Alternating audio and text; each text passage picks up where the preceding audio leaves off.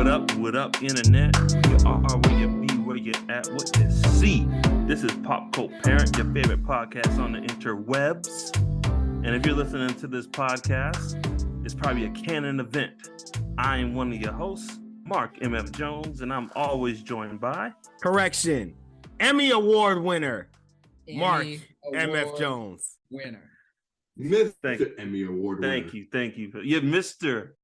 Emmy Award. My friends call me Mr. Nah, thank you, fellas. They're congratulating me. I won a capital Emmy for a video analyst that I did, and Nels, you were there. Your lovely wife, Esco, you're there too. Shannon, I don't know, buddy, but nah, you would have been there. Blame it on the kids. No, you would have been there. I know you would have been there if you could. But thank you guys. I appreciate that. It was a great experience. I'm deeply humbled. And we are proud of you, brother. Congrats. And what up? This is Niels RY, aka oh no, I ran out of webbing.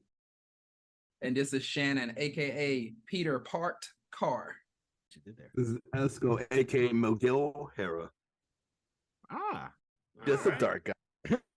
All right. If you guys haven't put it together, we have a special guest tonight.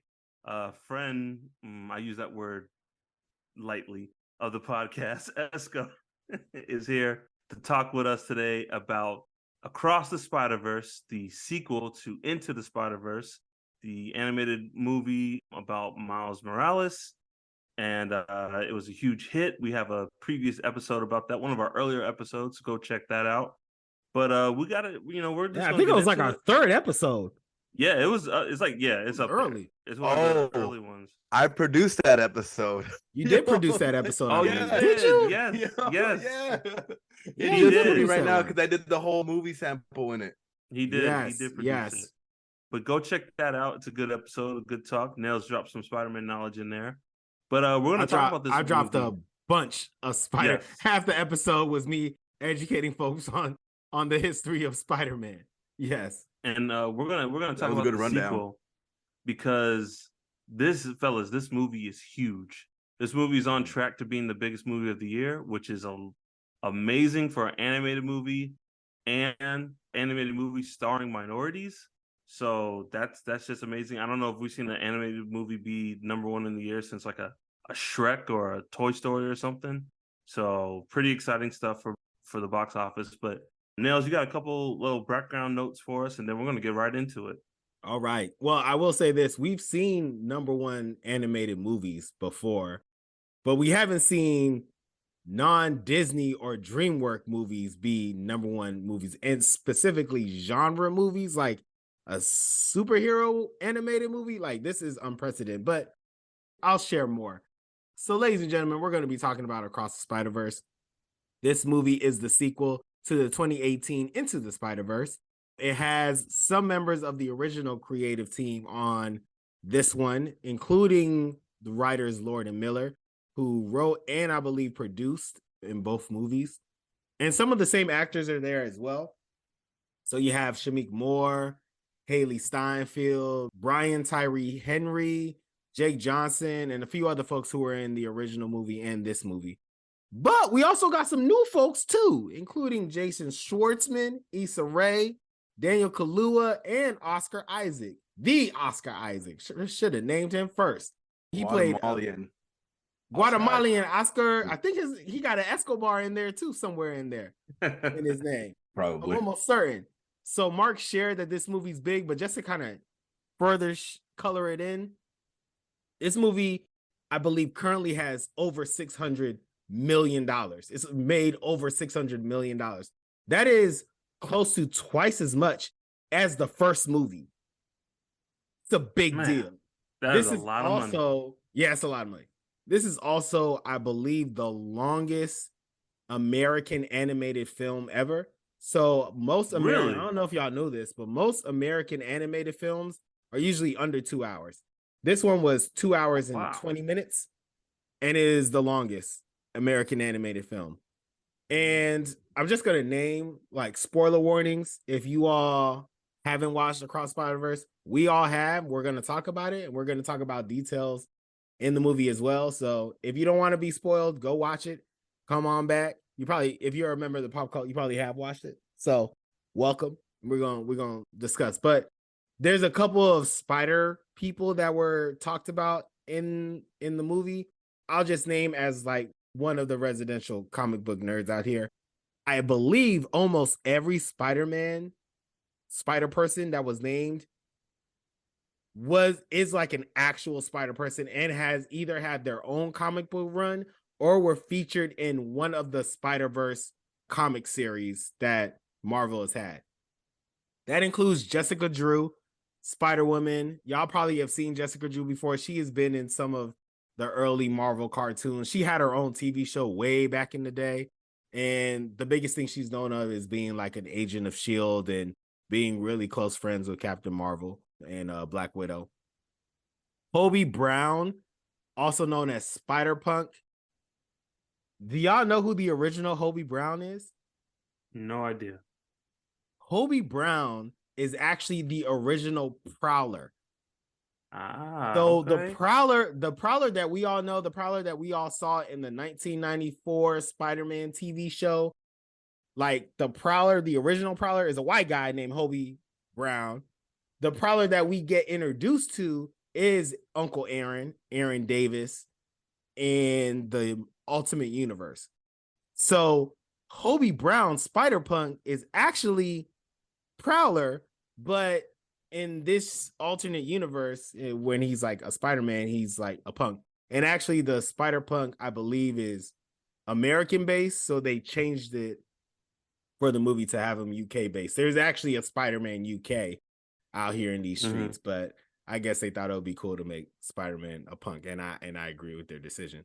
Two more Spider-Man I want to mention. One, of course, is Spider-Man 2099, played by Oscar Isaac. His name is Miguel O'Hara, as Esco has shared. This Spider-Man is extremely popular, and it like the theme of his stories is so different. It's like a lot more darker, a lot more futuristic, and like Miguel O'Hara is definitely going through like personal stuff as he's like doing all of his Spider-Man stuff in Nuevo York or whatever that city is called. Nueva York.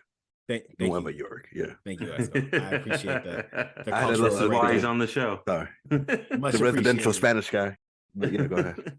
Highly recommend if you're like, I always wonder what like a super serious dark Spider-Man comic book would be like. I recommend Spider-Man 2099.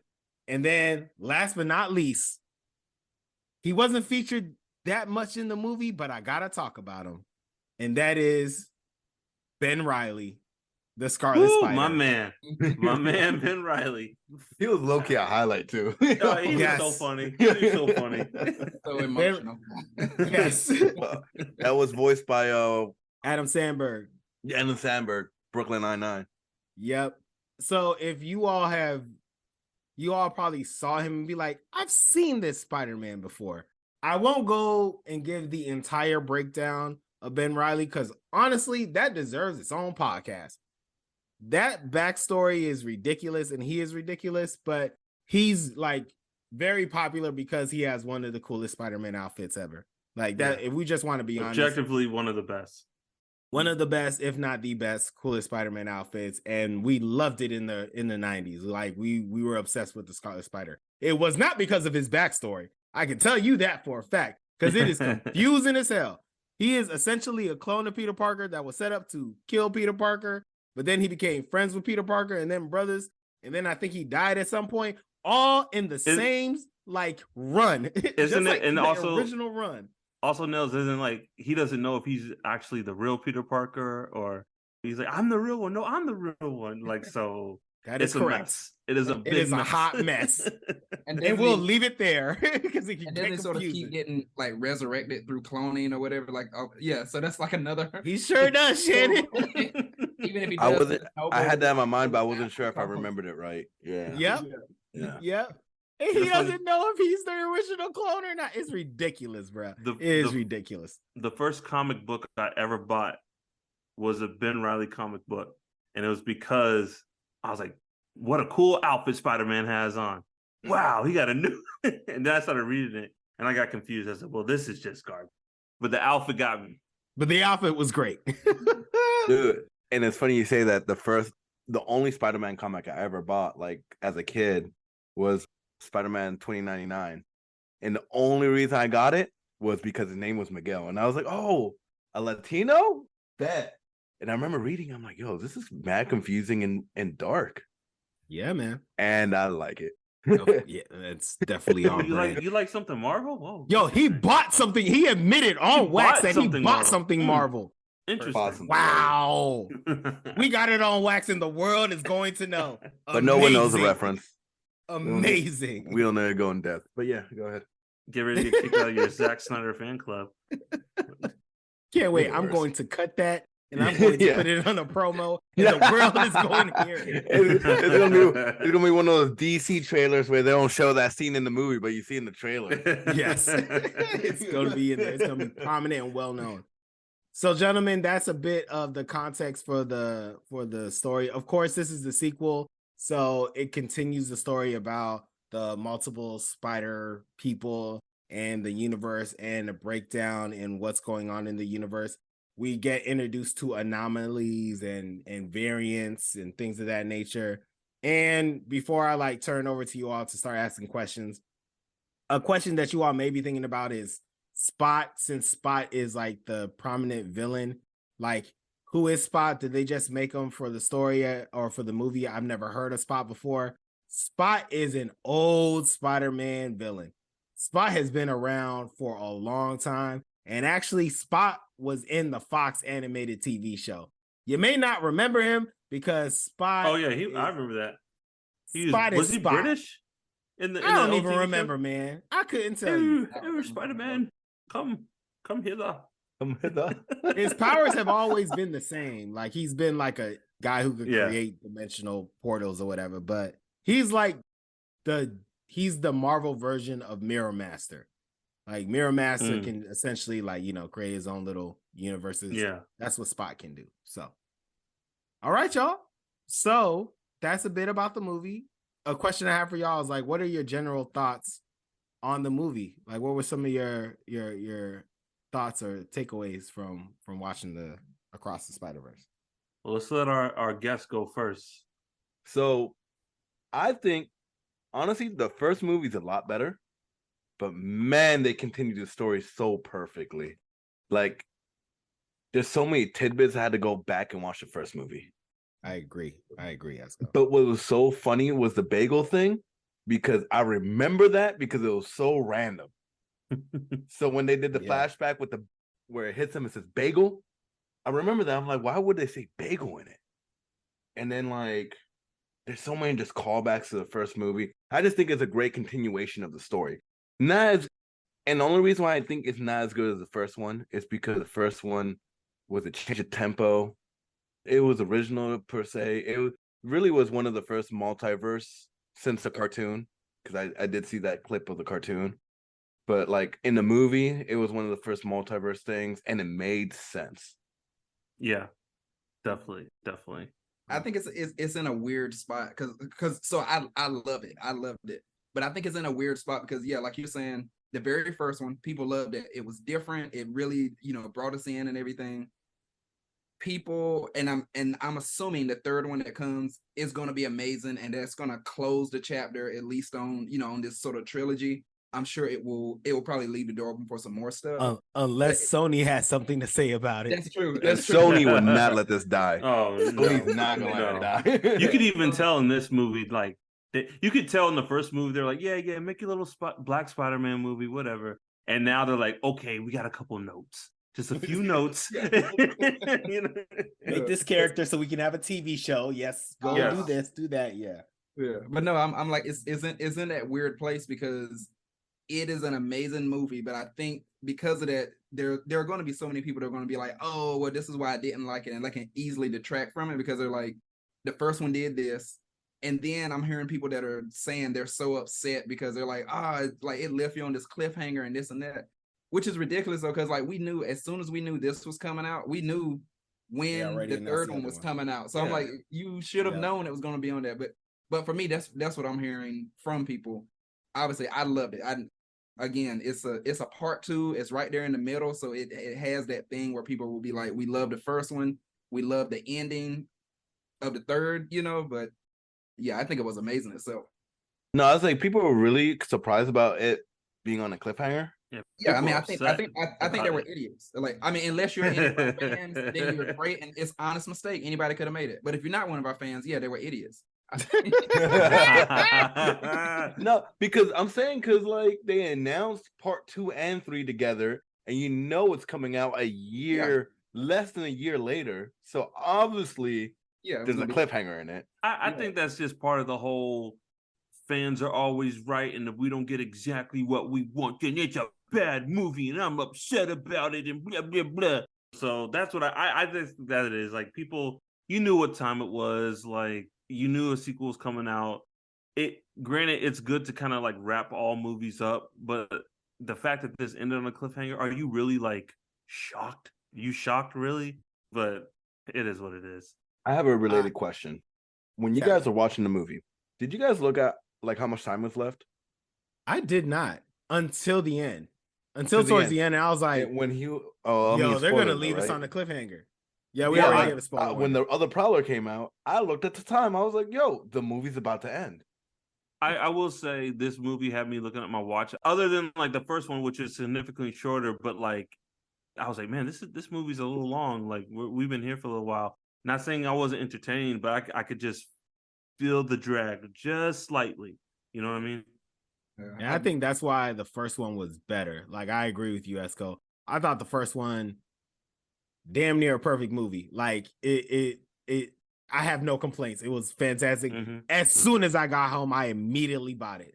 Like, on like whenever it comes out, I'm ready. I want to own this and watch it whenever I feel like it.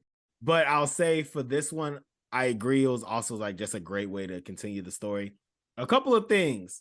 One, so they made some specific like character changes with like the spider people. The Jessica Drew, I've never seen Jessica Drew be a black woman, but they did it.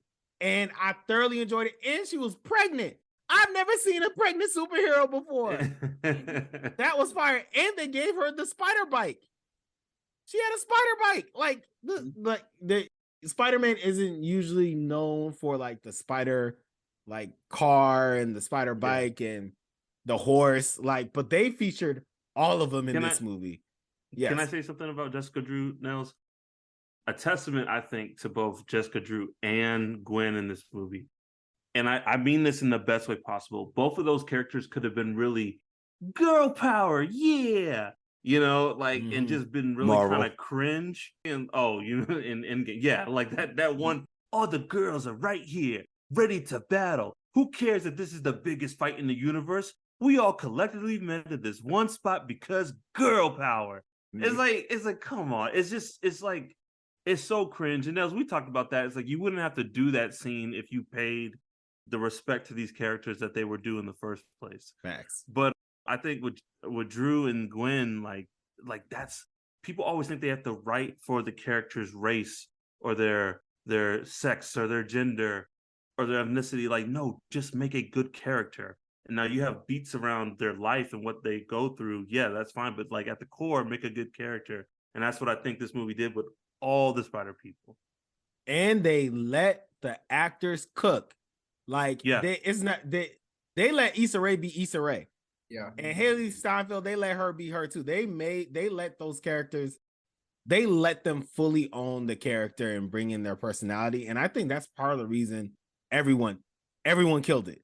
Like, I wasn't, at no point was I like, dang, they could have picked somebody else to be a better insert whatever spider person. No, because they let the actors own their specific character, I thought it was like flawlessly, at least in the acting standpoint. And the last thing I'll say is, like, I loved the ending of this movie. Like, I thoroughly loved it. There was parts of the movie that were slow, but when we got towards like the last part of the movie, I was like, this is fantastic. Like, beautiful. This is like an amazing way to end a movie on the level, and I'm putting this on wax, on the level of Star Wars. Like, the way you end a story to get me hyped for a next story, on the level of Star Wars. I have no doubt in my mind the third movie is going to be fantastic because of what they're building off from how they ended the second one, and I cannot wait. So those are some of my thoughts.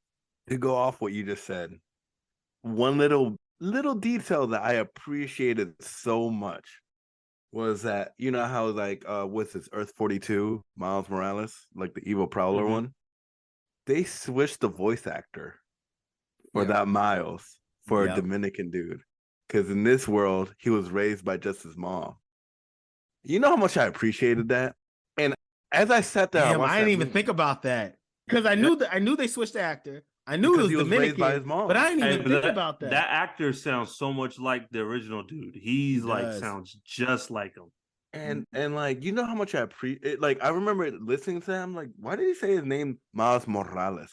Yeah, and that made me laugh. I thought we were going to Blue Beetle territory. Esco, tell him. We talk about this all the time. Like, yo, why are you mad? But like, he did it so subtly. So I'm just like, they probably coached him to do that. And then I saw later on they switched the actor, and it's the big guy from what's that Netflix movie? The Central Park 5. Central Park 5. Yeah. It's the big guy. Yeah, it's the big guy. He's in another wild show coming up. It's like it's something about a zodiac sign or something like Virgo. Something. But anyway, that brother could act. He got a couple things out here. He could act. But he's doing the voice of Dominican Miles. And dude, that was a great callback in the beginning of the movie where they're like, he was like, Spider-Man's Puerto Rican. He said, no, I heard he's Dominican. The guy's Dominican. So I was like, that's a little fun jab in there. I love they had like you made me think like the little King of the Hill, like, Bobby, you got an F in English, you speak English. You know, like so you got a C in Spanish. But not Esco, yo, we talk about that all the time. Where I don't know what it is with Beetle? DC and Blue Beetle, but he'll be like, hey guys, oh man, we're gonna fight with Batman. Come on, hermano. All right, let's go fight. Yeah, it's just like so like, come on, man. I'm like, no one talks like that. Like, no one talks. I've never used the word hermano ever in my life.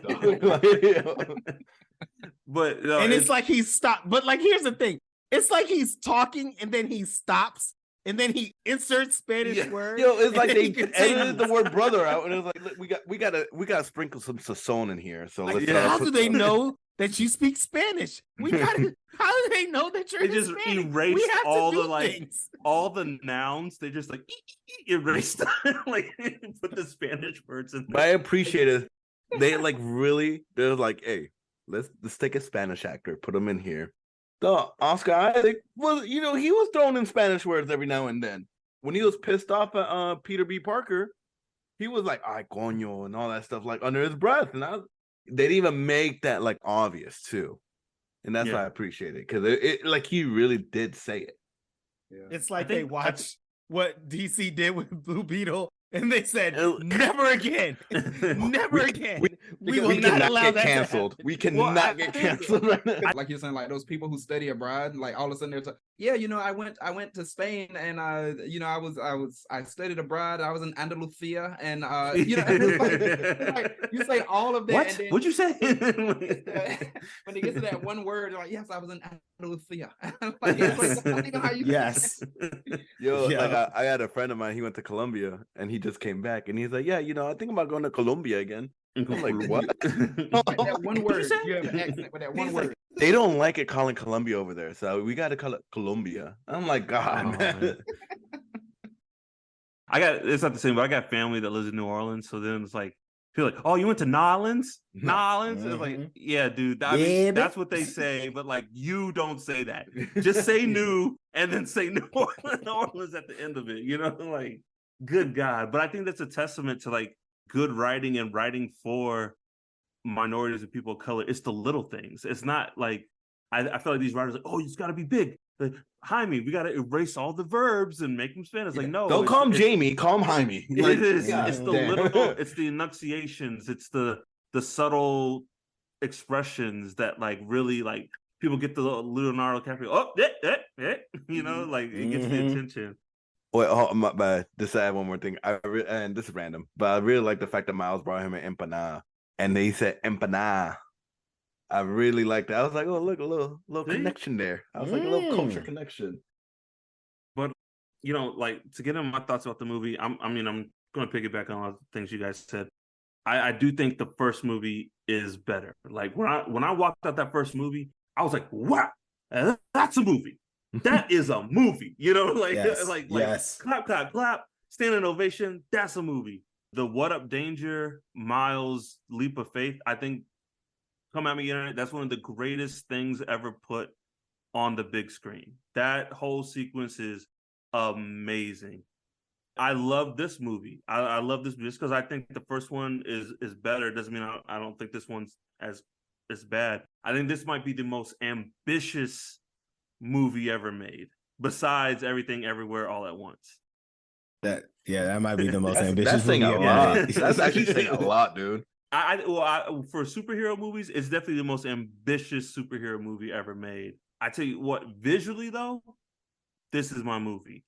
As soon as I left this movie, I pre-ordered the art book to this movie. I want every frame of this movie as a poster so I can hang up in my house. Let's talk about ambitious superhero movies. Because is it ambitious? Absolutely. But I think part of the reason you're saying it is the most ambitious movie ever made is I think they took a bet and they expertly did the multiverse and they pulled everything off, because we've had some movies that have, like, some superhero movies where they took some big bets. The problem is they failed, right? Like, I think so. Like, I'm curious on when you're saying like this is the most ambitious, if you could share a little more on your thoughts. But then it's like, let's get into it, right? Because it's like, attempts are great, but it's all about results, right? So if it's back to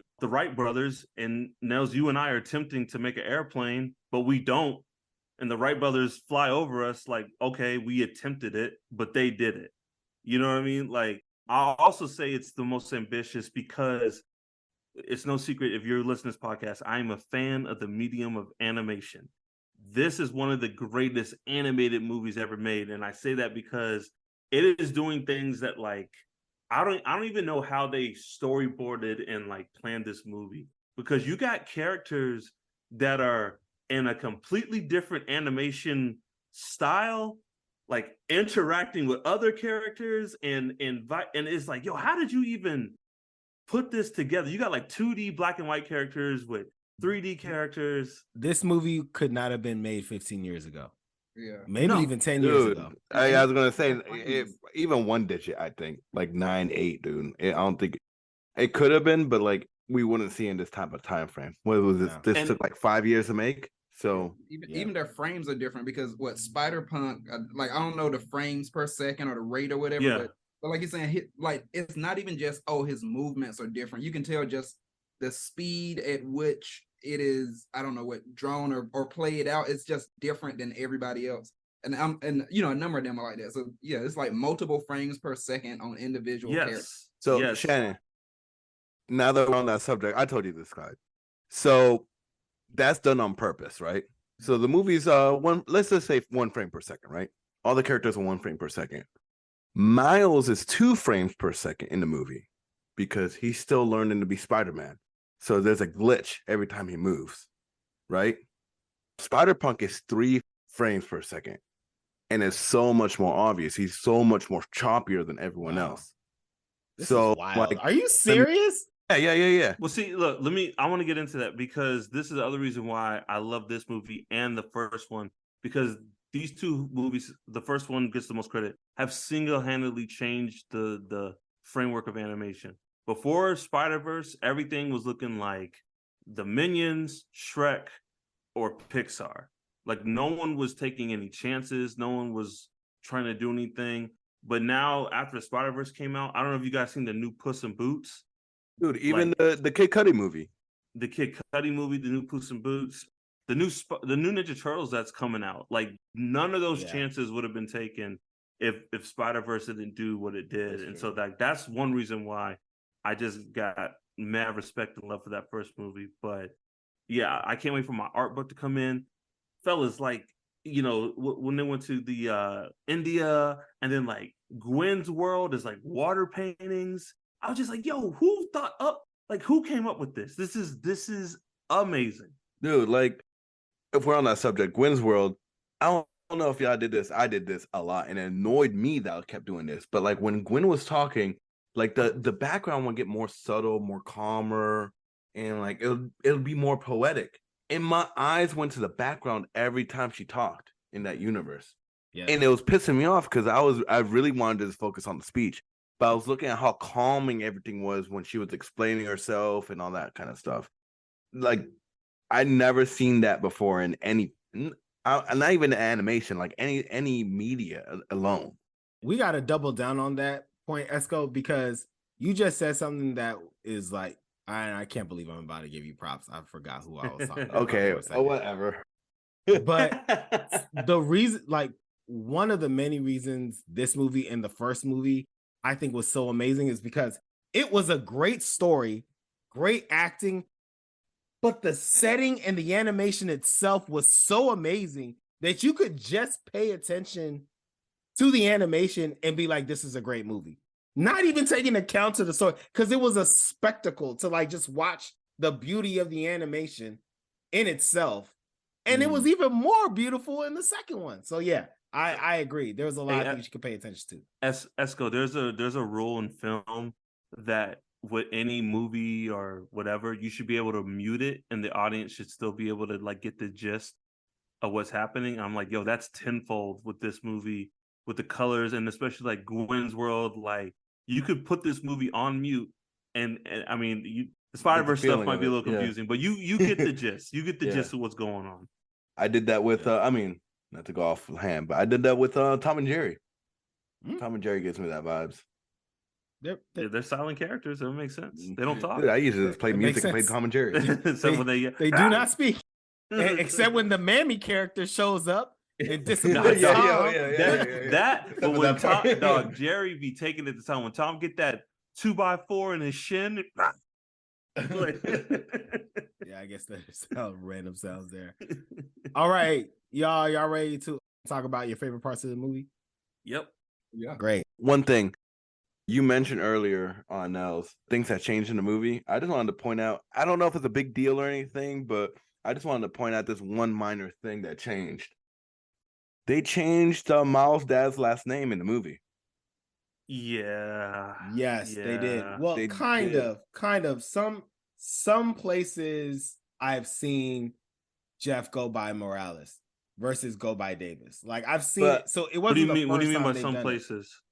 So, like, as we all know, Marvel has different writers, and different writers take different liberties with their characters. So, like, for example, there is because Miles is now in the regular Marvel universe because of what happened in the new version of Secret World.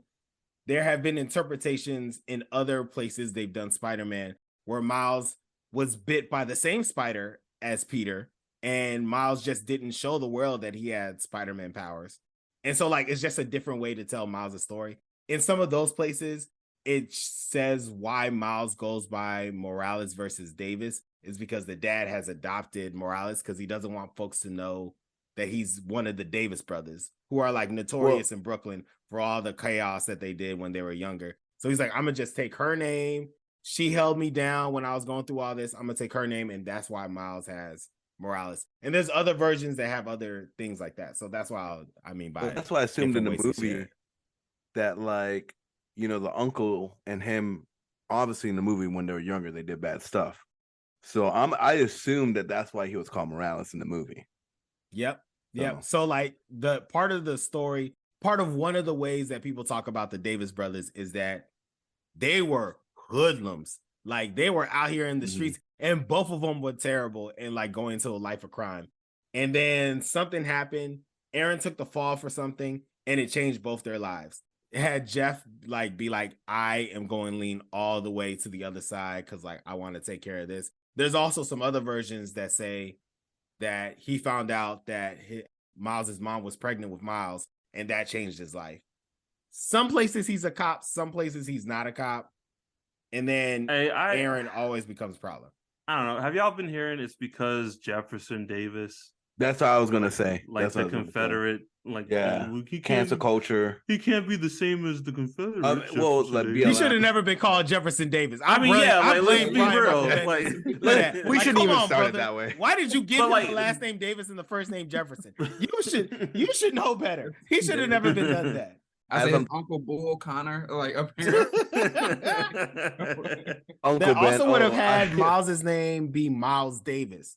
Like there was no reason to give him the last name Davis. That whatever. Anyways, sorry, Esco, go ahead. No, I was like, as we're like talking, I'm like secretly like just like Googling stuff, you know, like I was Googling Jefferson Davis, Miles' dad, and I just pulled up like a Reddit post. And then there's someone that said, does anyone else find it problematic that Miles Morales is named after Jefferson Davis? Oh my! And then let's just lean into it, right? Let's just have a party, and Miles like, "Hey, there's Uncle Mark Furman. Hey, like, oh God, Mark!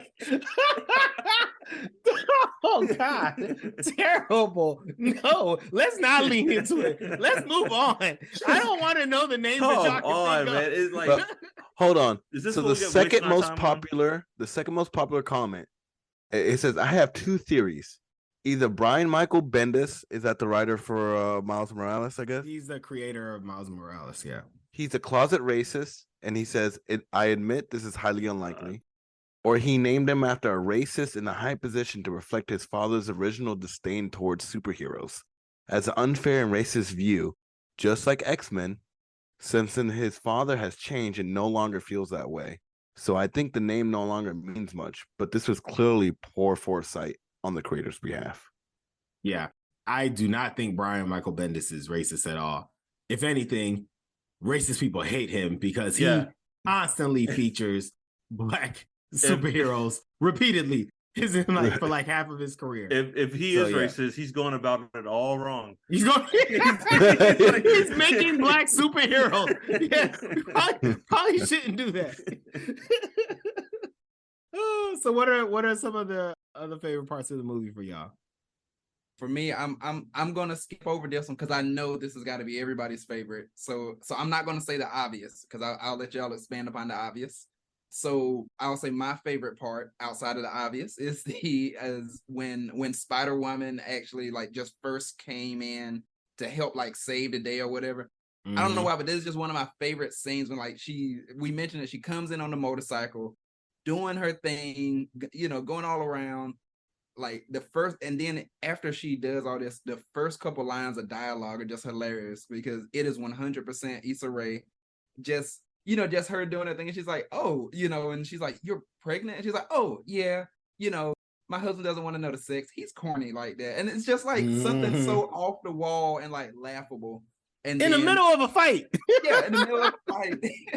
and then where Gwen is just like, you know, can you adopt me? Can you? And she's like, huh? What? You know? None. It just seems like the dialogue is hilarious, but then also just, I mean, her doing her thing like on a motorcycle, like using that motorcycle like it is, I don't know, just another weapon. Hey, yeah. So one of my favorite parts. Dope.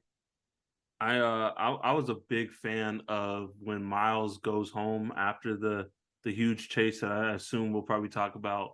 But when he thinks he goes back to his universe, just like the music and like the colors, I was like, man, this is art. Like this is art, and just that whole sequence of when he is talking to his mom and, you know, the other, like, where'd he go, blah blah blah, and then you realize he's in the wrong universe. I thought that was really well done. Fun fact, he's wearing Prowler colors. Yeah, he's wearing Prowler colors when he goes to his mom's apartment. But yeah, man, that was, you know, great. And then I gotta shout out my boy Spectacular Spider-Man got his cameo in the movie. Like I literally like fist in the air cheered when I saw that. He had a prominent, like he came in, said like an important message about Spider-Man to Miles. I was like, yo, they know that these folks who made this are true Spider-Man fans. Yes. Like Yeah, they gave yeah. arguably the best Spider-Man cartoon ever, and they picked that one who only had one season, right? Wasn't it like 1 or 2 seasons? 2 seasons. 2 seasons. Yeah. And let him have a prominent speaking role in this movie. It's like, yo, you have to be a diehard Spider-Man to know why they did something like that. Wasn't he like trying to be the voice of reason too? Like trying to like convince Miles? Yeah. Well, he was, if I memory serves me right, he was like, Miles, like, these This are has like to be key done, things that happen to be a real Spider-Man. Like he just like laid it out very like calmly, like just like his character would have in the TV show. So no, but that's like, I mean, I have so many favorite moments, but that was just one that like stuck. And even when he gets to the end and we meet the other, just the color, the dynamic of like contrast of color in those scenes, I was just like blown away by it. yeah, let's go. All right, so I mean, the same vein as Clyde, I really like the scene with Gwen on the the balcony of the clock tower. Oh, when they're her and Miles are upside Yeah, down. when they're upside down. Yeah, that was done Like, very well. it's just a subtle flex. That was really such a really subtle flex. That's the great thing about not to interrupt you, Esco, but that's what's so cool about Spider-Man, that you can do little cool things like that because and not make powers. it like a big thing. Like it's just literally them just sitting down talking, you know? Like, man, I say this all the time. And you guys are gonna laugh. I say this all. If I sort of wish I was a big Spider-Man fan because I would have the best wallpaper. I would have the best wallpaper, dude. The amount of art that you can still buy the wallpaper. I'm not. Nothing is holding you back from buying it. No, you can still. You don't have to be a diehard fan. Living room. I would have the best art in this living room. Take some of them down. Get your Spider-Man stuff. You can do it. No one is telling you can't do it. He's like holding his heart, like, and then like Dr. J, he's like, "Oh, I can't do it." He's knocking all this shit over. But like, I really like that subtle flex. That was such a subtle flex. Like, no one, like, hey, come join me upside down, or like, oh, my head is rushing to my head. Like, you could say certain lines like that. If this was certain Marvel movie, you know, they put a little one-liner in there, but we're not. That's either here or there. But that's such a subtle flex, you know. I love that scene. I just like the direction of it. And then like, I wanted to ask you guys this, and this is kind of related to what you just asked me, but like, what soundtrack was better? Ooh. First one. The first one? All right, so this is my thing. The first that's actually a good question. Had good hits, like standalone hits. Yeah. I think the second one collectively, like, I could sit down and play the whole thing. The first one's a better soundtrack. This is a better score. Okay. This is a better score, start to finish, like from a movie. This is a better score. But some of these, man. I hope they continue this, and I hope the next person who does the third movie is a different producer, because they're just not Hit Boy. Apart. I know you're listening. Shout out to Metro. Friend of the pod, I guess. Yeah. Yeah, right. I hope so. Hey boy, I know you're in the same range. Let's go. He's probably a member of the pop cult. If we're gonna talk favorite parts of the movie, then I want to talk about the ending. So let's just build off what you were talking about, Mark. Like, I think the beauty of like Miles rushing home because like he thinks he still has a chance to like save his dad, and us not noticing something's off, but we're like slowly noticing stuff is off, like from the pictures to like just like small, like even like the way that the setting looks and feels. It's just like something seems like a little bit different and darker. And as you slowly progress, I don't know when y'all noticed it, but I noticed it like late that I was like, oh, he's not in the same universe. But like the slow progression of it all, the realization, his reaction to seeing Uncle Aaron, like, and then when he is funny enough in the same position of when he found Peter B. Parker in the first movie, tied up to the boxing punching bag, the spin around, like, it's just like art. Like, it's just like, it is beautiful. It is, you know what? It's anime. It's anime. Like, The callback, before you continue, the drama, yes. No, I was gonna say in your same vein because I didn't want you to move on from that. But like the point where he punched him on the punching bag, when the Prowler punched him, yeah, and you see the big pow, yeah, and you don't even know if he hit him or not. Like there was a good 3 seconds we didn't know that. yep. Yo, I remember I was on the edge of my seat. I was like, yo, he really just hurt Miles. Dude, I haven't felt that way in the movie. And it being animated, I don't know if that takes away from it. I'm just like, oh my God. Because you have no idea what's gonna happen. Like you're like, Yeah. yo, he's not in the right universe, and he has no way of getting home. So you're just sitting there like, what is about to happen? And what does a world look like that needed a Spider-Man that Spider-Man didn't exist? So like, I loved how they did it, and it made a movie that was already good. But like the question around like, man, how do I feel about this movie? The way they ended it was so good. I'm like, damn, this is a great movie. Just from how they ended the movie. So yeah, I curious on y'all's thoughts on the ending. I didn't even talk about the Prowler reveal, which I think is amazing, but curious on what y'all think about the ending. Miles Morales. Yeah.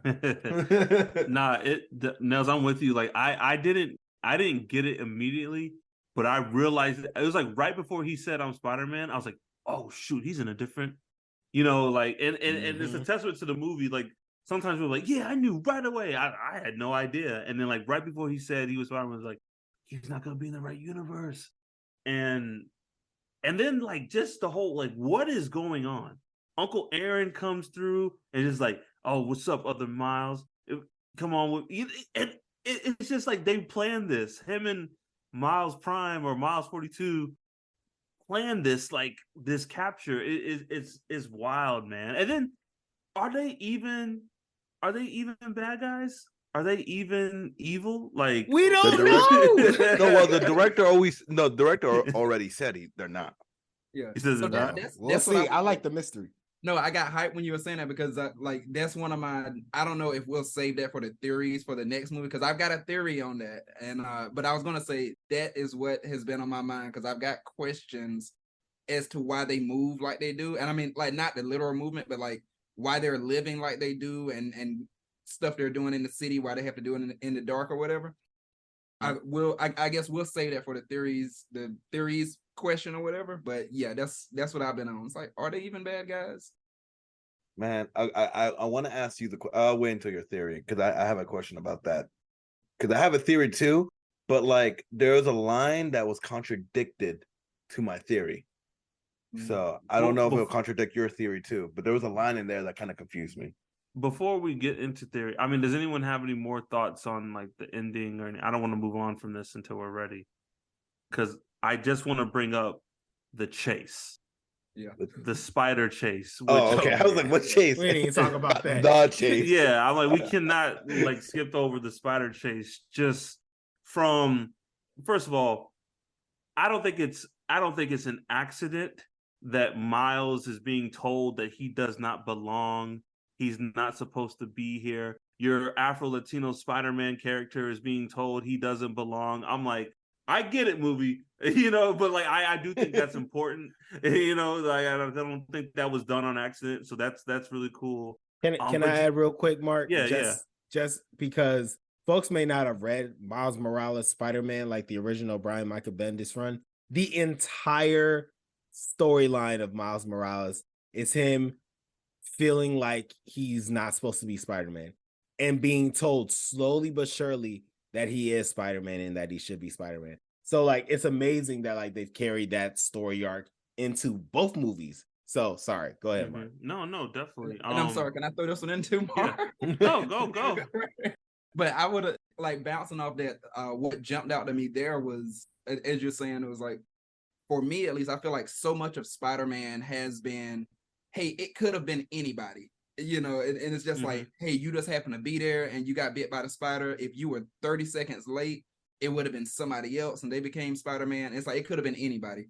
But this one has put such a focus that I don't think I've seen before, where it's purposely saying, no, not just it could have been anybody. It specifically, it was not supposed to be you. I don't know if I had really felt that or seen that in Spider-Man. I think that's a great point. That's what they want. That's what they want you to do right now. It could have been anyone. But like at the end of the day, it's like fate is still there. But I think that's no matter what it is. It's hard to make these points without knowing where the movie's going. I think we'll figure all this out in the third movie, but like that's the whole point of Spider-Man. He even says it in the first movie, like it will fit eventually. Anyone could wear the mask. And it's funny, it's like, yo, anyone could wear the mask, but no, this was a canon event and you weren't supposed to be there. But it's like, whoa, we're Spider-Man. The whole thing is like, it could be anyone. We were just regular people, and by the course of our actions, Uncle Ben died, and with great power comes great responsibility. So I'm interested to see where the movie's going to go with that, because I think like it's really interesting that like not Miles, Miguel has all these Spider-Men, like, well, it's faith and it is what it is, when that is essentially anti-Spider-Man. Like, it doesn't matter if there's a 0.5% of a chance Spider-Man is going to take that chance and try to save people. So it's like interesting that now all these Spider-Men are like, well, it is what it is. It is so anti-Spider-Man. Like, I don't think folks realize what you just said, Mark. But that is completely against how Spider-Man operates.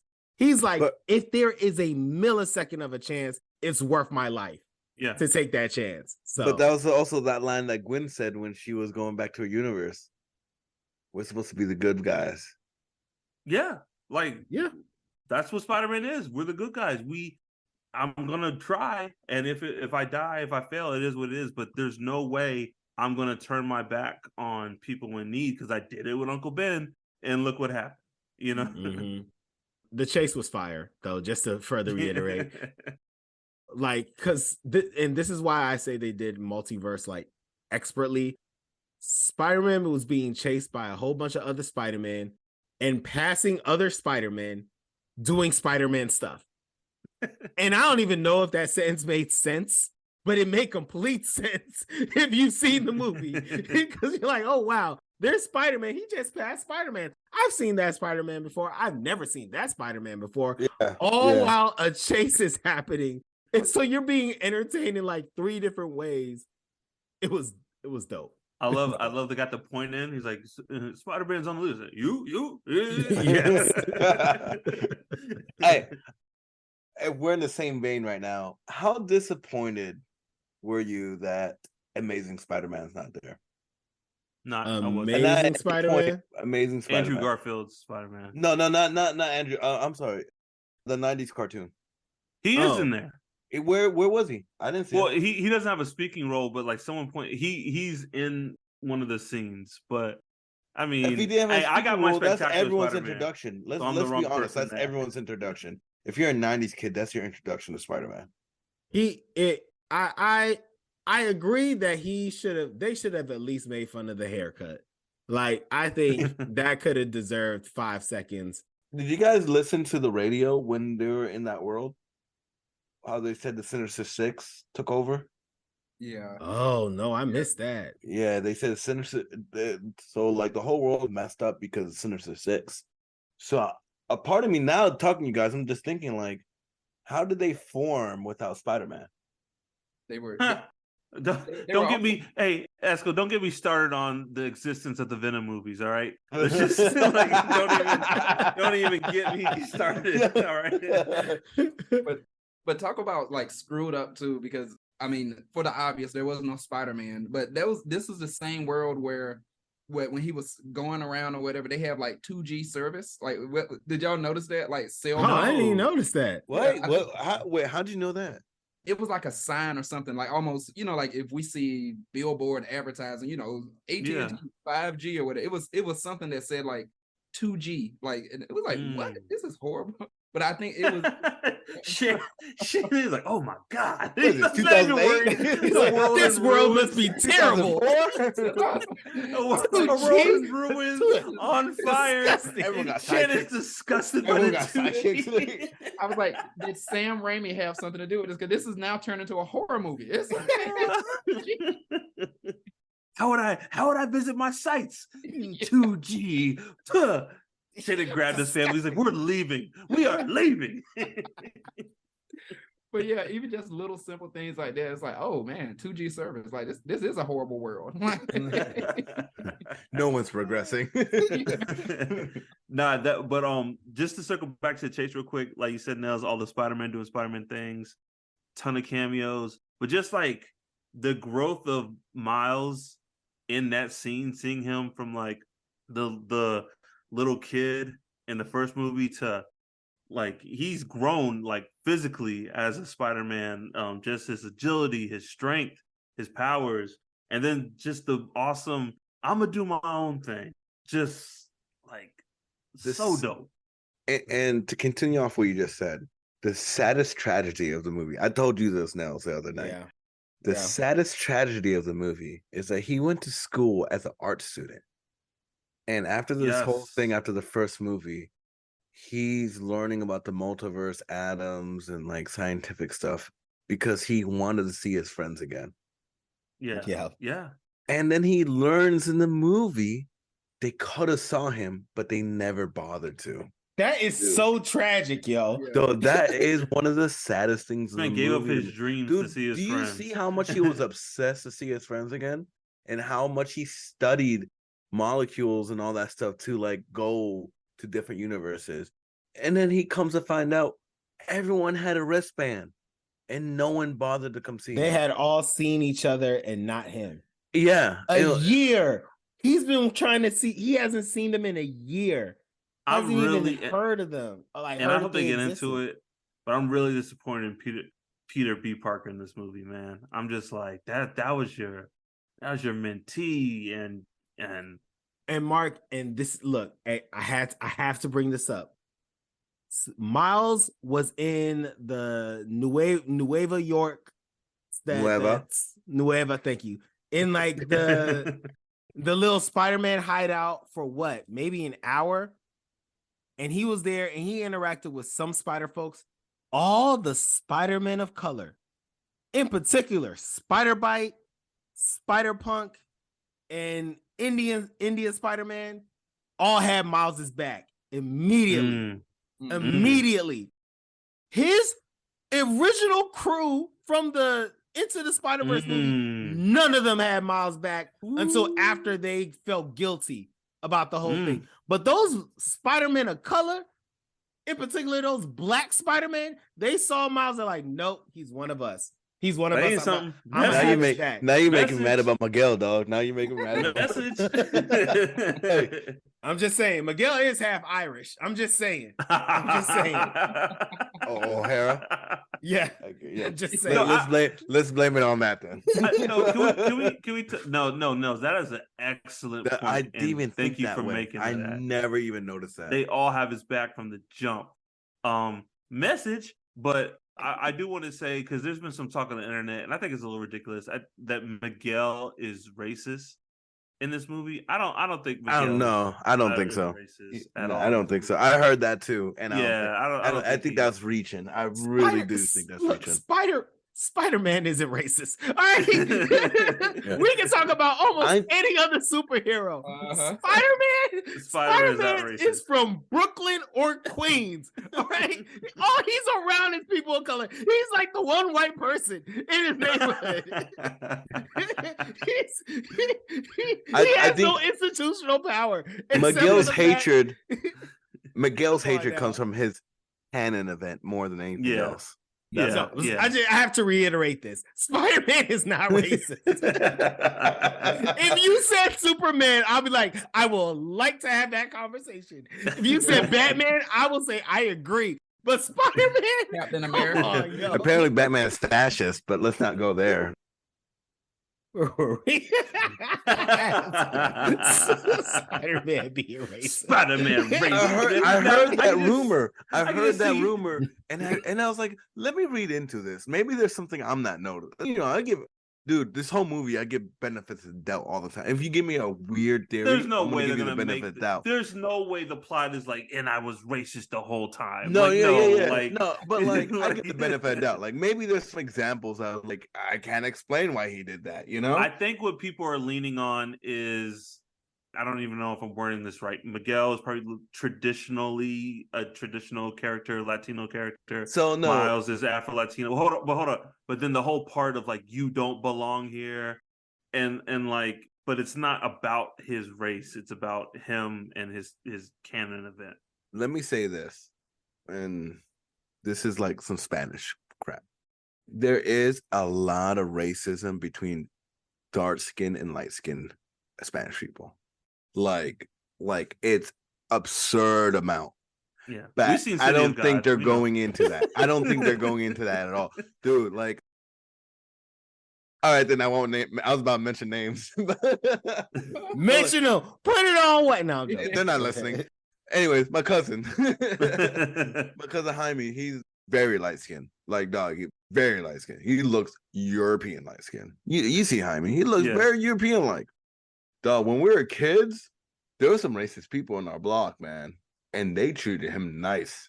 And me, when I came around, I was a piece of garbage. I didn't realize this till I was 12, 13 years old, that my skin color was a little bit more darker than his. And I was a little bit less to society because of it. Well, but I don't think this is what...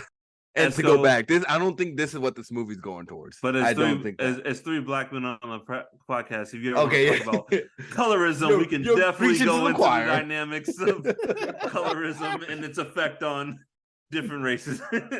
You're preaching to the choir right now. But yeah. But that also being said, I hope it's not where they're going with Miguel. I don't even think it is. And I doubt it. It's not. It's not. I just gotta say, reaching.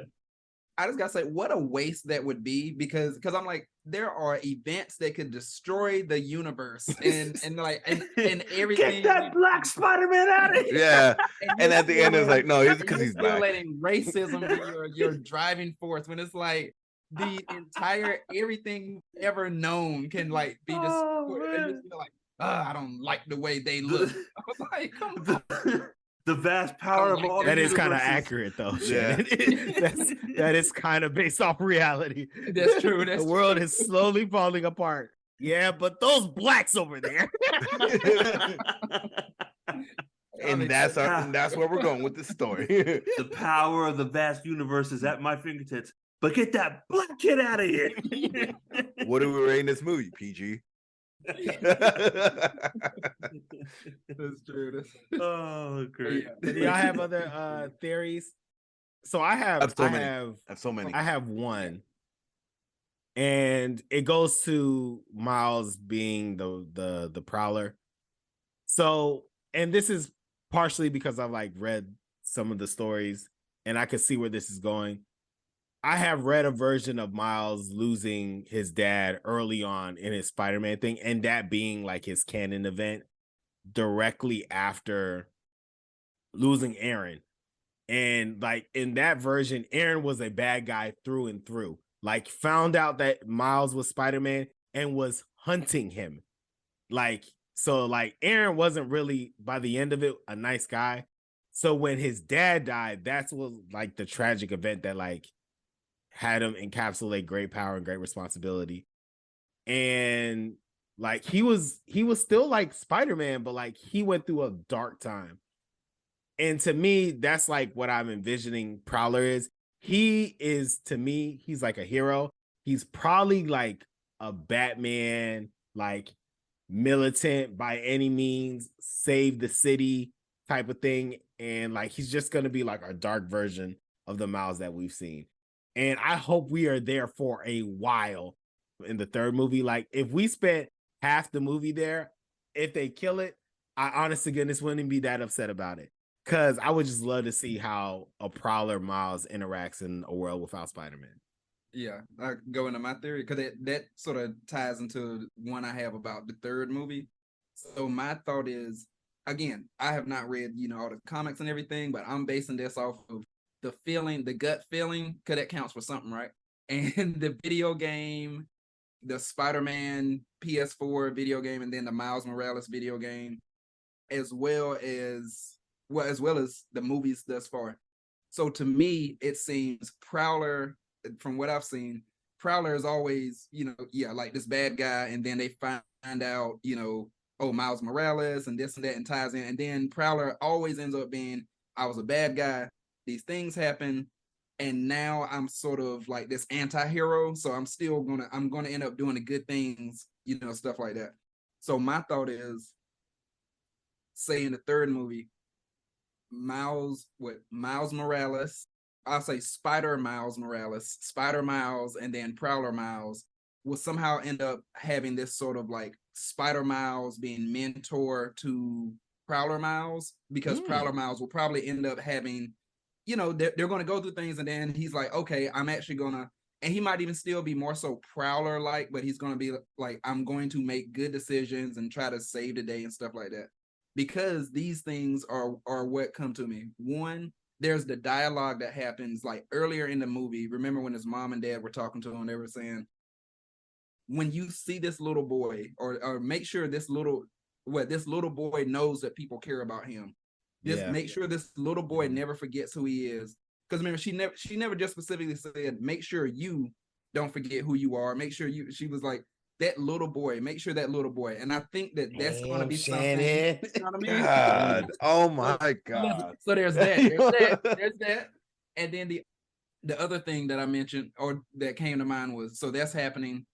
And I was saying earlier, the way that they move, as y'all mentioned, the Sinister Six run this world, or run New York or whatever. So that means crime is it's lawless. Do your thing. Why are they? It seems like they're sort of like, okay, we need to come up with this plan. Like, how are we gonna break into here? We gotta be about it. It's like, if it's just lawless, how come they can't just boom? Let's just do our thing. So my guess is they're actually sort of anti-hero, something like that. Yeah, I was about to add. You just put this thought in my head. You think they're the Robin Hoods of that world? It might be. Steal from the rich? Something like that. Yeah. So there was a leaked. I sent it to you. You sent it to me? I sent it to you, yeah.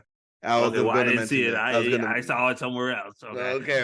Sorry. Anyways, I sent him a link. Go ahead. I sent it to you. Oh my God. But yeah, okay. Ahead. There was a link. I was waiting. We went a good while in the classic pot and full moment about the Esco Martin banter. I kept it very professional. I honestly thought we were going to finish the episode without the banter. I was like, it's not happening. This is amazing. But tried and true, we still got it. All right. Explain the video I sent to you. All I was trying to say is there's a leaked like footage that wasn't fully animated of Prowler Miles and the Prowler, and they're kind of like almost web slinging, kind of like through the city, but it's like their own little, like their own gadgets and style. So doesn't give any context to anything, but it's interesting that like they are moving like that and being like, it's like, we're like, this seems like the New York that they're in at the end of the movie seems like the town that Marty went to and Back to the Future 2 that Biff, so it's like you can do whatever you want. So it seems kind of weird that they have to move like this and be like that. So the scene that he's talking about, I guess maybe you didn't see the link I gave you because it did give context. Real spoiler if you guys don't want to know what part 3 is about. You just see them escape from a building, right? Like a rooftop building. They have a box with them. And they're doing the web slinging style, like you said, web slinging style, like in the same vein as Spider-Man 3, where they're like whipping each other through the air. Yeah. Oh, okay, gotcha. Yeah, so they're doing all that, like running away from, I guess, soldiers or something like that, right? They do all this work it's a Medicare pack, and they give it to his mom through the window. I did, yeah. He drops it. Yeah, I did see that. He drops it off at his so mom's they're really. window. I guess they're like stealing Medicare stuff and giving it to patients in hospitals. Wow. Oh, yeah. You said this was leaked from like the third one that's gonna come out. Is that what you said? This is like unfinished animation. Like someone leaked that scene. Yeah. Oh, I like that. Oh. So like from what you said, and then that scene came in my head. I'm like, they're Robin Hood. They're probably steal. Yeah. They probably save Medicare stuff for the rich. And they're stealing it for the poor. So that scene where they're just like, oh, the shift changes at 7:00 or whatever for the security. They're probably thinking about stealing medical supplies. I didn't connect those dots until right now. Let's just say that I didn't connect those dots till right now. So they're probably, infiltrating secured areas, but for the good of other people. Yeah. It's like an old man told me that a young kid and a crazy doctor would be. I didn't know it'd be you, Miles. Yes, man. Shout out to Back to the Future. I'll try to. I don't really have like. I have a theory that I think Esco. I'm gonna just give you full credit. I don't know if like I kind of piggyback this off you, so feel free to like chime in or whatever. I'm sorry. Well, you think who? Anyway, so one, I'm gonna go through these pretty quickly. One, I don't think it's not really a theory, but I don't think Rio Morales is making it through part 3. I don't think she's making it to the end of part 3. I think they're setting her up to be killed in this next. Who, the mom? Yeah, I don't think she's making it at the end. Because and I was telling you this, it seemed like a goodbye. It's a lot of dialogue. It seemed like a heartfelt goodbye. Yeah, I don't think she's making it to the end of part 3. That's just, It seemed like a speech you would say for the last time you meet somebody. Yeah, and then again, Esco, chime in if we talk about this. I don't know where I heard this, but someone said that maybe Miguel is a variant of Miles. Yeah, I never heard that. I never heard that.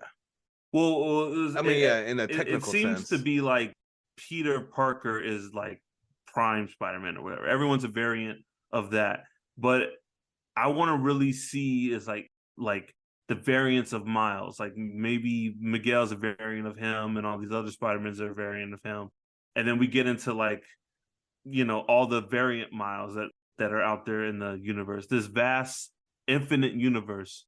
Maybe there's a bunch of Miles variants, but like as far as theories, that's kind of all I got. I'm kind of just enjoying the ride on this one, but I would be interested in seeing some Miles variants in the next sequel.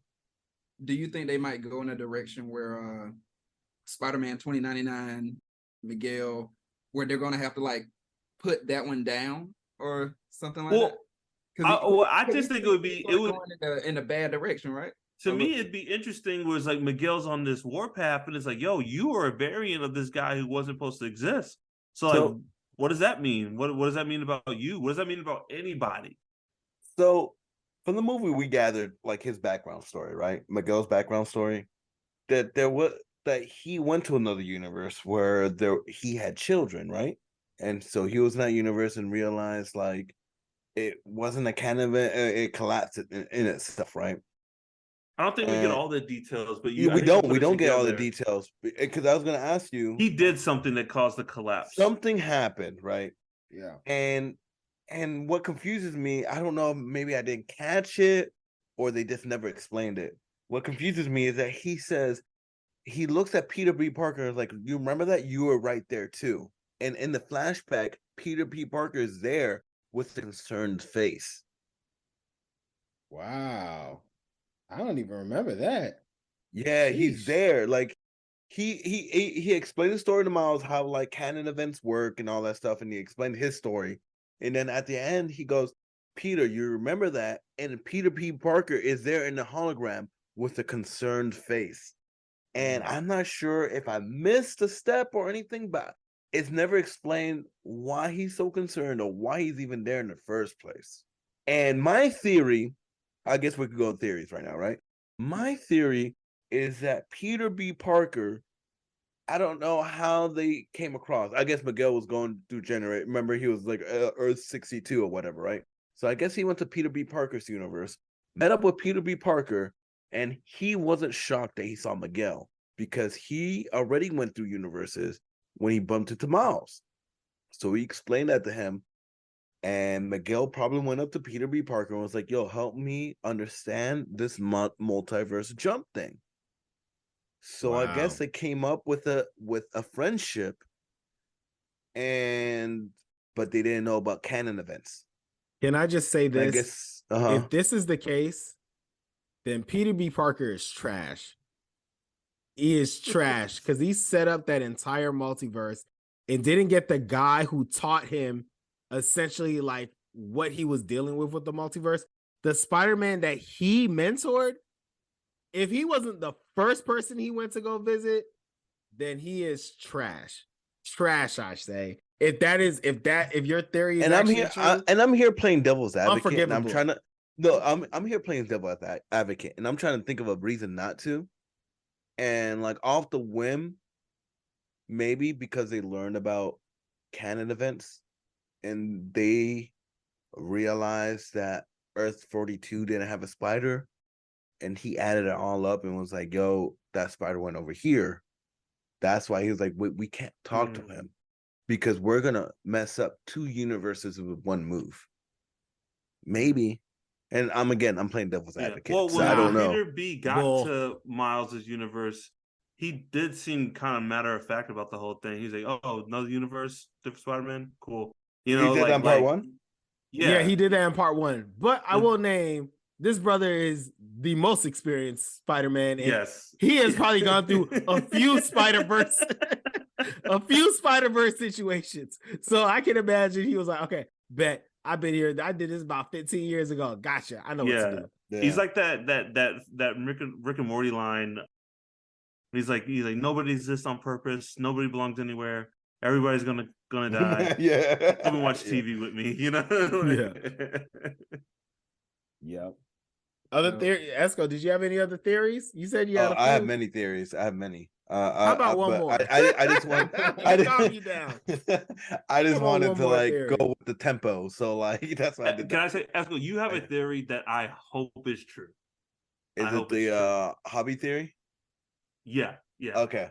So, and I'll give you a timeline because, dude, it's one of those things where like I was telling Clyde, and we were talking, and I had to call him back like a day later, and I was like, dude, we got it all wrong. like that scene in Always Sunny with Pepe Silva. Like I had like the whole wall going. I was like, dude, we had it all wrong the whole time. So I'll tell you the original theory. So the original theory I was telling him was like, Hobby is a variant of Miles. Miles is a variant of Hobby, and I say that because in that scene where like Miles is putting his hands trying to stop the spot and he can't do it, and Hobby goes, "Yo, next time use your palms." No other Spider-Man has that power. So how does Hobby know that? How does Hobby even know the potential of that power, right? So that was number one. And then, you know, the whole him getting captured and he's like, "Yo, use your palms," you know, all that kind of stuff. So I'm just like, Hobby is a Miles variant because he has the same powers. I mean, other way around. And then I'm just like, no, I got it wrong. It's the other way around. That's why he took care of Gwen. I don't know if I told you this. I think maybe Hobby is the child of Gwen and Miles. Because every time Hobby is near Gwen, he turns pink. Go back in the movie. Every time his little like outline, his little color outline goes pink every time. And there's nothing like attraction there. Like you just assume it because of Miles. But there's nothing there to say that. You know, that's a crazy. And then he said, "Why do you take care of Gwen?" He's like, "I'm just trying to take care of my drummer." I will say color. I don't know if I agree with you, but I will say color is definitely a theme in these movies. Like if you go back, and he to part changes 1, color with Gwen all the time. He changes color with Gwen, and I want to say he goes black and white with Miles. Don't put me to that, but I think that. But I think Hobby is a Miles variant. I think he is, and I think he knows something about Miles. So I think his whole mission is to take care of Gwen and Miles. Because once he realized that Miles was not going to join the Spider Society, he pieced out real quick. So you just got me on some like kind of Futurama fries his own grandpa thing. I think Miles is the prime Miles that we know. Our Miles is going to turn out to be the prime variant Miles, because and like that 42 Spider came to his universe because that's what would have to happen to be the prime variant Miles. So it's like the universe made it that way because that's what had to happen. And I think and Miguel's gonna blow his mind when he finds that out. Well, like it's already proven. Yeah. There is a snapshot in the movie where the Spot's talking about like his origin story. If you freeze at a certain point, the spider was about to bite Earth 42 miles. So the theory is that Spot takes the spider away from that world, brings it into the world that our Miles is in, and he knows his fate is to bite Miles. So he looks for Miles. Miles is that Miles. And he bites Miles because of that. Can I get really meta for a second? What if in part 3, it's like, oh, that spider came to this Miles universe because, Miles, you are a comic book character. And the guy who created you, the circumstances of this universe were how he created you. And like, I'm just saying, this movie, it wouldn't surprise me if this movie went that route, if it got super meta on top of itself, that like, oh yeah, we are fictional characters or something like that. That would be ridiculous. That would be too much. I'd be like, nah, really back in. None of this matters. None of this People matters. going comatose in the audience. Story ends. We don't exist anymore. I'm actually sort of hoping in the opposite direction. I'm hoping that the third one ends somehow with like Miles. Somehow it's going to introduce us to the MCU Miles, and so now we got live action. And I think so too. I think that's gonna happen, bro. Like one of these is gonna pop out and something happens and it's like boom, now I'm MCU, or just something happens and we see the MCU, and if we don't get that, Tom Holland showing up in the third one somehow. I take that. That is gonna happen, Martin. Great call. Tom Holland's gonna be in the third movie, and I'm positive of it. When they talk about canon events, did we see any Tom Holland stuff? No. The closest we got was Donald Glover's cameo. Which I'm surprised we did not talk about that at all. Yeah. I was just thinking, I was like, we finally got Donald Glover Prowler. Dude, what I liked about if we're gonna talk about that scene, what I liked about it was the double take that Donald Glover does. You see that slight double take, and he doesn't really say, he doesn't act shocked or anything. He just like double takes at him and goes, it's rude to stare. Yeah. I definitely think we're gonna get a live action. Sony said Miles Morales. It's not the last we see of the Prowler, and I think we'll definitely get a Tom Holland appearance. Those I fully believe those will happen. I feel like that's wishful thinking. This isn't really a theory, but I'm just based off of like how capitalism works. I guarantee you, we're gonna get either a Gwen movie or a Spider-Punk movie. Guaranteed. I am all in for this Spider-Punk movie. It will be fantastic. The director said that we're gonna go more in depth with Spider-Punk in part 3. Look, there you go. I swear, Esco, did you watch? Like, do you know the director? Every time we make a comment, this man's like, well, according we got one. We got back pages find out of the script, this is actually gonna happen. Like, damn, you, bruh, you know half of the third movie already from all these forms. And he'll be like, look, hey, I can't confirm this is what's going to happen because they only gave me the first 50 pages of the script. So what's going to happen in the end.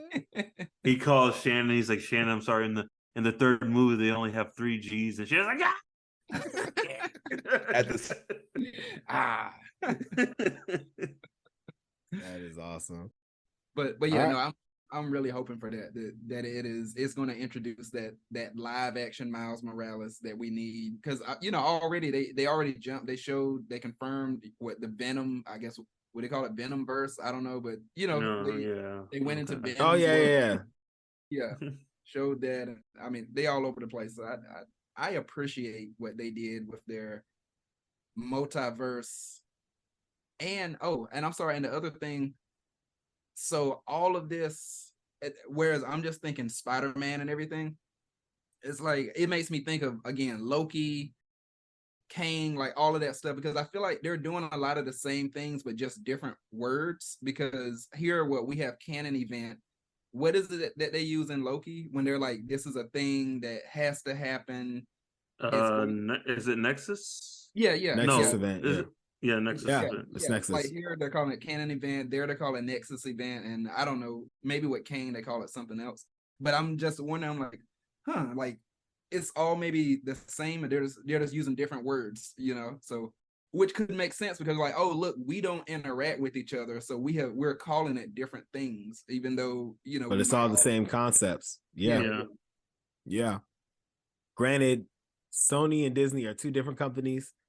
I don't know how how close the ties they will play in some of that stuff, but yeah, I definitely think it's the same kind of things that they're talking about. Yeah, and I don't know, somebody needs to make an impassioned plea to Sony, like, because you know how they keep trying to do the thing, they'll lease the characters for a little while and then they do some stuff and then they mess it up because Morbius, among other things. Yo, but I will say this, not to interrupt you, Shannon. They look Morbius, Venom, Craven looks good, but I saw Morbius, so but they also gave us the Spider-Verse movies. You know what I'm saying? And like would Disney have given us the Spider-Verse movies? I agree. Okay, Nels, I agree with you. But let's be real. It was probably like, yo, can we please make this movie? And like, all right, you can make a movie about this Black Spider-Man. Well, okay, here you go. Here's $100 million. And it turned out to be a hit. I don't think they were like passionate about it. I agree with you in that I don't have the backs of the executive decision makers at Sony and their thoughts on creativity. Like, they don't have my faith. But I'm more so talking about logistics. If Disney had all rights to Spider-Man, I don't know if we would have ever got this movie. No, it wouldn't exist. It wouldn't exist. It would have been the same vein. I don't think it would have been no, the same it wouldn't vein exist at all. And not close. Like, this doesn't seem like Kevin Feige's vibe for him to like trust Lord and Miller. Like, number one, I don't know if he would trust them at this stage of where MCU is, and then give them Spider-Man to make an animated movie from. But I 100% agree with you. If Disney owned the rights to Spider-Man, this movie would never exist. Another piece that jumped out to me, and I'm like, yo, this is sort of heavy. There was that part of like, whose life is this anyway? Because I feel like, Miles, he has this sort of plan of like, I want to go to Princeton, or I think it was Princeton. I want to go to Princeton. In terms of like Miles, in terms of Spider-Man, he's like, I might not even know 100% the type of Spider-Man I want to be, but I at least know I don't want that story written by other people. I want to figure it out, whatever. And so I'm like, yo, like that's sort of heavy, because you think about it in real life, there's this piece of, whose life is this? And so you're sort of battling what you want to be versus what do you feel that you sort of owe because of the sacrifices other people made. And I think of that because I think his mom even specifically said that he said something like this is my life, something like that. And she said, no, this is not, because I made this sacrifice. Your grandma made a sacrifice. You just, And so like, that's Latino stuff too. That's Latino stuff. Yeah. Yeah, I mean, I think all of us, to an extent, but yeah, it's exactly though. Like you're saying, I'm like, she said the quiet part out loud, because I that's a good way to say it. Struggle with that. We're like, I want to do this thing, but then how much of this is what I 100% want to do versus what I feel like I should do, because I know people struggled before me to get us to this point, and all of this. And then again, as we pop quote parent, as we think about whether kids or even younger siblings or stuff, we're like, how much am I like, oh, you be you, do your thing, versus like, I'm trying not to, but I probably subtly am, being like, I want you to do this though. So I'm sort of pushing some of this on you. Yeah. So anyway, that's just something that sort of jumped out at me, where I'm like, it's here in the movie. And then you sort of think about, how much of this happens to us, or even that we're doing in real life. Damn, that's a good point. That's a good point. Damn. I didn't even think about that. That's real. Maybe we should leave it on that note. All right. Esco, thank you for coming through. We appreciate you, brother. For inviting me, man. And knowing half of movie 3. We appreciate it. And thank you, Pop Cult. Thank you for listening. We have a new episode every month. You can find us on all social media at Pop Cult Parent, POPCULTPARENT. Visit us at www.popcultparent.com. Email us at popcultparent@gmail.com. Don't forget to rate us, review, and subscribe. And as always, join the cult. Peace.